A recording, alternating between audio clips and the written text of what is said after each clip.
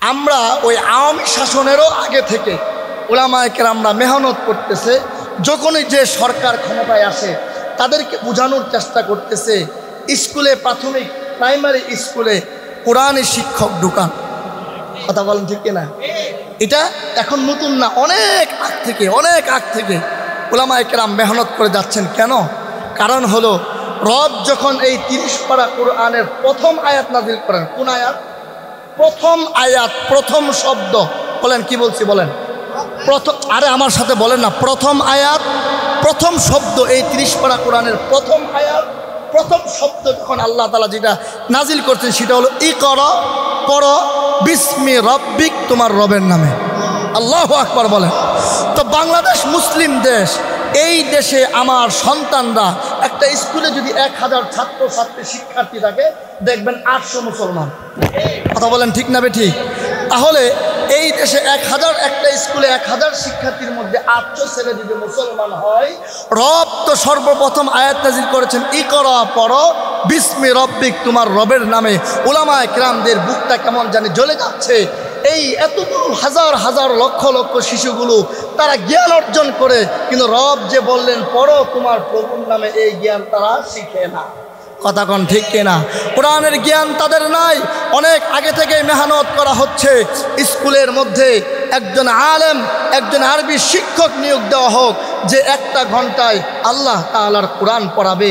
যেই রব আমাদেরকে সৃষ্টি করেছেন, যেই রব আমাদেরকে অক্সিজেন দিচ্ছেন, যেই রব আমাদেরকে লালন পালন করতেছেন, যেই রবের দয়া, যেই রবের মায়া, যেই রবের করুণায় আমরা পৃথিবীতে জীবনযাপন করতেছি, ওই রবের শিক্ষাটা যেন চলে।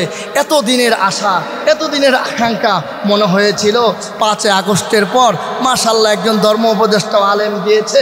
মাশাআল্লাহ দেখি আমাদের যুবক ভাইদের মধ্যেও যাদের মাধ্যমে 5 আগস্ট হলো, তাদের মধ্যেও মাশাআল্লাহ কোরআনের চেতনা রয়েছে, ইসলামের চেতনা রয়েছে। আমরা বুক ভরা আশা লালন করেছিলাম, এখন মনে হয় এটা সম্ভব হবে। হাই হাই, নাউযুবিল্লাহি মিন যালিক, মাআযাল্লাহ। আল্লাহর কাছে আশ্রয় প্রার্থনা করছি। সর্বশেষ কি দেখলাম? এখন দেখতে পেলাম আপনার 60 না 65,000 এমন একটা সংখ্যা দেখলাম, 65,500 প্লাস মনে হয় শিক্ষক নতুন করে নিয়োগ দিচ্ছে গান, বাদ্য, বাজনা, নৃত্য শিক্ষা দেওয়ার জন্য। নাউযুবিল্লাহ বলেন। আমাদের আকাঙ্ক্ষা কি? তারা আমাদেরকে উপহার দিল কি? বলেন আমাদের আকাঙ্ক্ষা কি? তারা আমাদেরকে উপহার দিল কি? বলেন। আচ্ছা বলেন, আমাদের আকাঙ্ক্ষা ছিল কি, করলো কি, এখন আমরা কি করব? বলেন।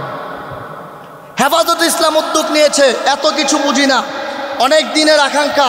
স্পষ্ট কথা হচ্ছে 65,500 যদি গানের শিক্ষক নিয়োগ দেওয়া হয়, 65,500 জন আপনার কোরআনের শিক্ষক প্রত্যেকটা স্কুলে নিয়োগ দেওয়া বাধ্যতামূলক। কথা বলেন ঠিক না বেঠি? বাধ্যতামূলক, দিতেই হবে। কথা বলেন না কেন? দিতেই হবে। রং তামাশা অনেক করেছেন, রং তামাশা অনেক করেছেন।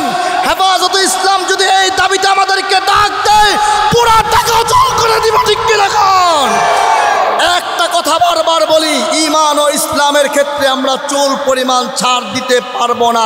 সাফ পরিষ্কার কথা, স্পষ্ট কথা। ঈমান আমার আসল, ঈমান আমার সম্পদ, ঈমান আমার আখিরাতের মূল পুঁজি। কথা কোন ঠিক না বেটি?